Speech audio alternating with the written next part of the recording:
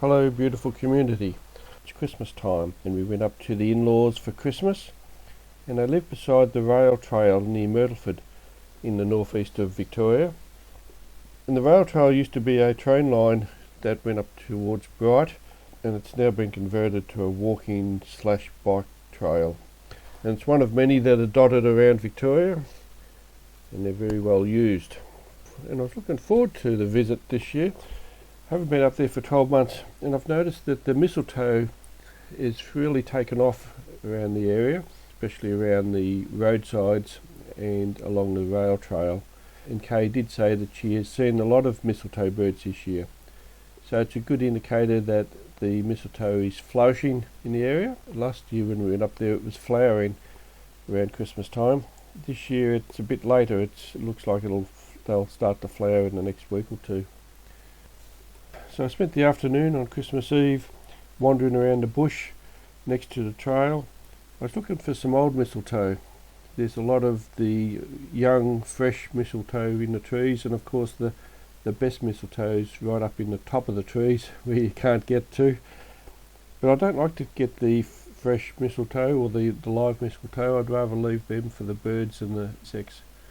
And so I was looking for some old mistletoe that had fallen off the trees and there was an area just beside the track that had mistletoe on the ground, and there was about 5 or 6 trees that had a lot of dead mistletoe in them. And it was a bit strange that was the only area that had dead mistletoe, whereas most of the other areas the mistletoe was thriving. I picked up a few of the mistletoe off the ground, and I noticed there was one branch that had died and was stuck up in the tree, and there was a mistletoe at the end of it which I could get to. So I decided I'd come back on Christmas Day and cut that off the branch and do something with it.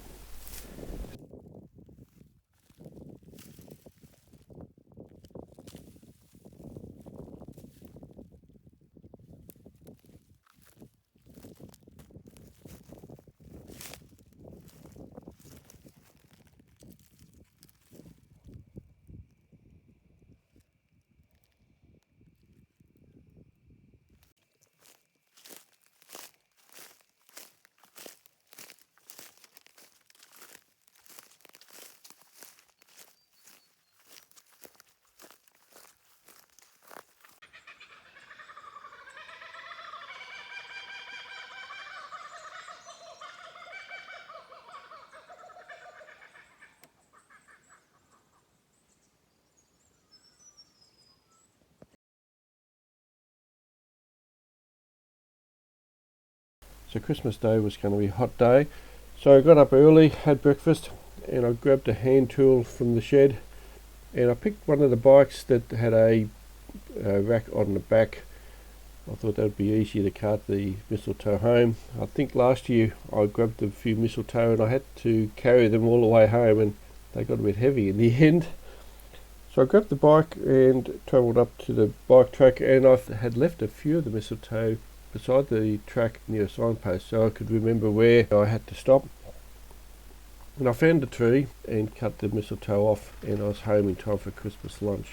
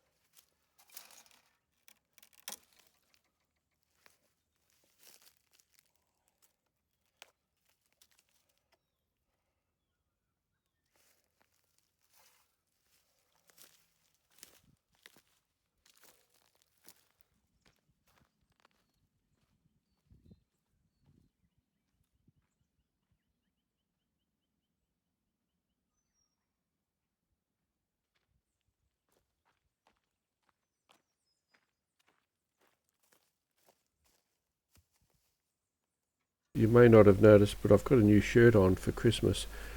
And for anyone who knows me well, I always wear work shirts or shirts that have been given to me from suppliers. And of course, I don't think I've bought a shirt for I don't think I've bought a shirt for probably 20 years. It'd have to be at least 20 years. We were looking back at the photos back in about 2004. Was it 2004? Something like that. The cook and I were in Africa before we had our kids. And one of the boys commented that I was still wearing the same shirt that I was wearing in the photo 20 years ago. So my clothes usually wear fairly well. My dear wife decided to buy me a new shirt for Christmas, and of course Christmas Day I put it on and wore it with pride. It's a very nice shirt and it fitted well. So as you can imagine, this shirt will have to last me for another 20 years. And I'll probably be wearing it when I'm in a retirement home at some stage. Thank you to my dear wife. I've got a new shirt.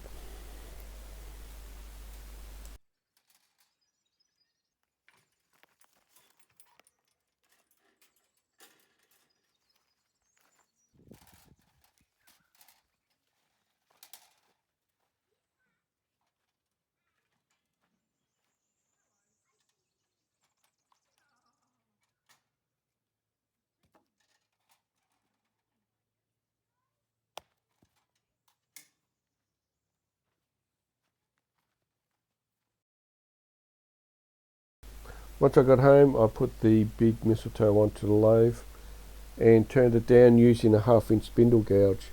I normally start with the roughing gouge, but that's currently at the men's shed. They're making a couple of tools for me and they're using the roughing gouge as a template. So I didn't have that this time, and so we started off with the 1/2 inch spindle gouge and turned it down to a round form so that I could then add some resin to it. And it was an odd shaped bowl, so I ended up, there was a lot of space when I was casting the resin. I used a gold resin for the bottom and then a blue for the top. So there was a lot of wasted resin there. I did spend a bit of time turning that off with a carbine tool. On this one I did a couple of things differently. I normally stabilise the mistletoe before I cast it in the resin, just so that the wood doesn't move. But this mistletoe was fairly dry, so I decided not to stabilise it. So it'll be interesting to see how it finishes up. Once I've cast the resin, I like to leave it sit for a week or two just to set. Well, that was my thoughts anyway. But this one, as soon as I got it out of the pot, I put it on the lathe and turned it, and it turned okay. There was no issues. It wasn't soft. It turned well, and it also finished well. So I'll have to read the label again just to see if I actually have to let it sit or I can turn it straight away. I haven't read the labels for quite some time. So I finished turning it with a carbine tool, turned off most of the resin until I got to the wood, and then lightly sanded it at the end.